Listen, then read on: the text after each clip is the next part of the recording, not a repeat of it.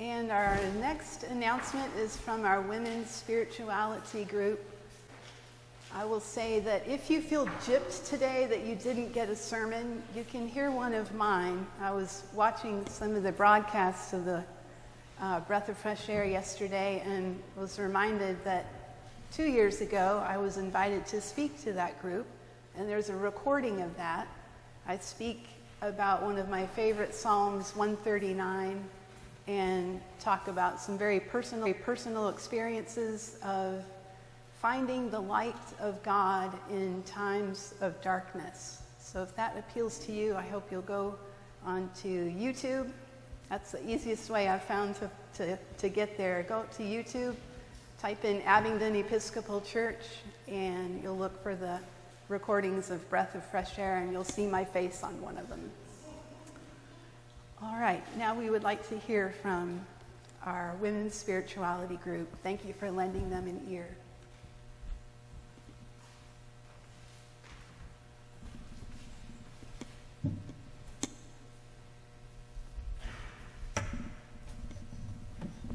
Good morning. I'm Terri Byrne, and I'm just part of the Breath of Fresh Air team.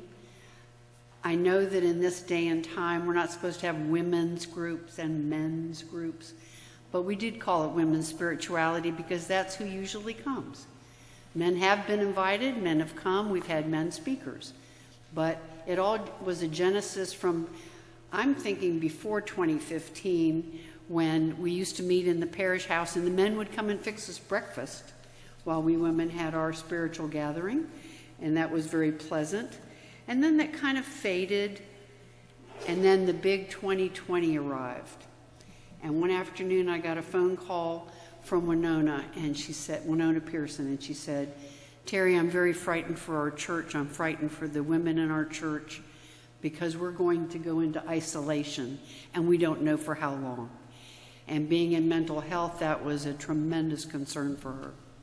I said, well, what do you think we should do? So we got together with some other women, Tony Hogg, Kathy Phillips, Winona, Natalie Johnson, Kim Wooden helped us for a while.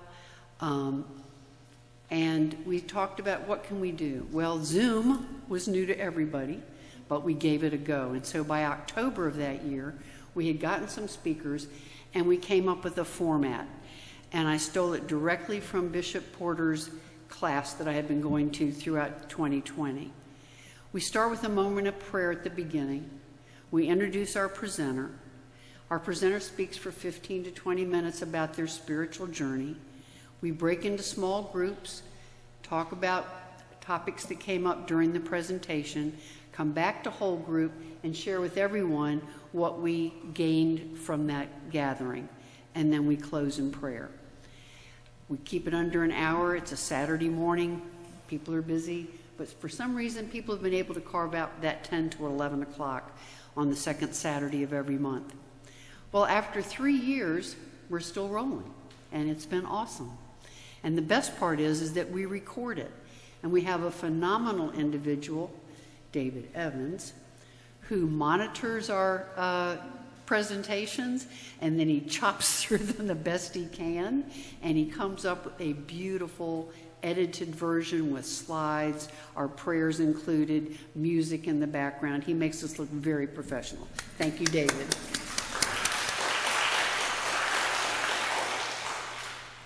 We've had a wide range of speakers on Breath of Fresh Air, from Episcopal bishops, more than one, to a Native American evangelist who helped translate the first indigenous people's New Testament, to members of our Abingdon family, Jen, Suzanne Hood, Kim Wooden, have all come to speak to us. And we've talked about everything from what Jen kind of relayed to, meeting God in the darkness, the terrifying parts of depression, to happy things like learning how to laugh to bring world peace. And now every Tuesday morning at 9:30, I join Kathy Nesbitt in Ontario for Laugh Yoga. And if you've never done Laugh Yoga, it's the most awkward, self-conscious experience when you're all by yourself. But she starts off with just do some exercises, then practice laughing, practice dancing with abandonment in your living room, and finish up with laughing. And it changes your whole day. So you'll find out more about that if you go and look at some of the videos that we have online. What we found most, and we asked last week when we did our summation of our third season, is what have you gotten out of this? And people said that there's a safe place to share our stories, that we all have things in common, even if we're far away as New Zealand, Ontario, or right here in Gloucester. And Sven sat in last week and he said, I just keep hearing community, community, community. And that's what I think is one of our strongest points. Winona's going to talk a little bit more about it since she was the genesis of and getting us kick-started into this. But I'd like to leave you with a little bit of a discussion that the creating relationships through this storytelling allows us to share our vulnerabilities in a safe space. And every one of you has a story.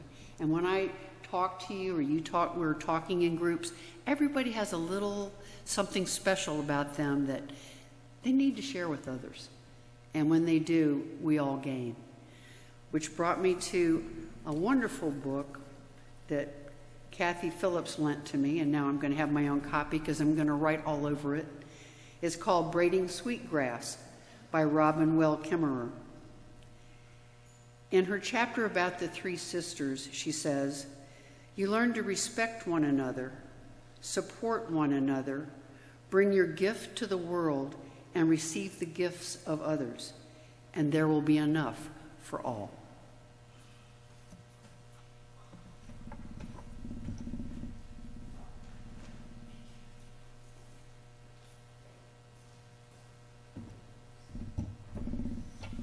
Good morning, Abingdon.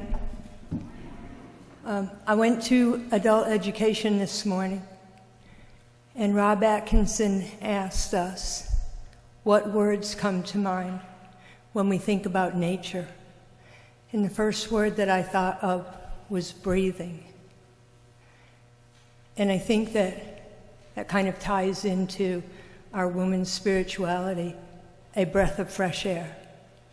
Because it's very interesting to me to listen to someone this morning at the 8 o'clock service talk about the history of women's spirituality at Abingdon and how we got here, and then listen to Terri tell a little bit more about that history and how our stories are different but similar.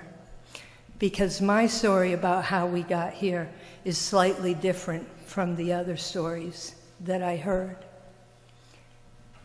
3 years ago, when Terri and Natalie and Sherry Horvath were on the vestry, we were talking about how to get women at Abingdon more connected, talking about our lives, our sorrows, and our joys, not just what we're hearing on Sunday morning, but as individuals sharing and connecting.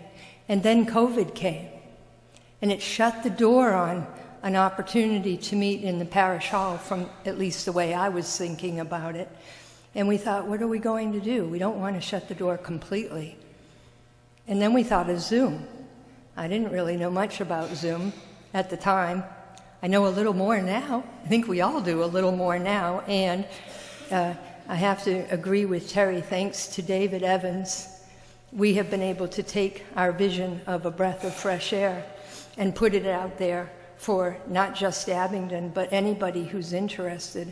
And we have brought people to a breath of fresh air as far away as Arizona and Michigan and Canada.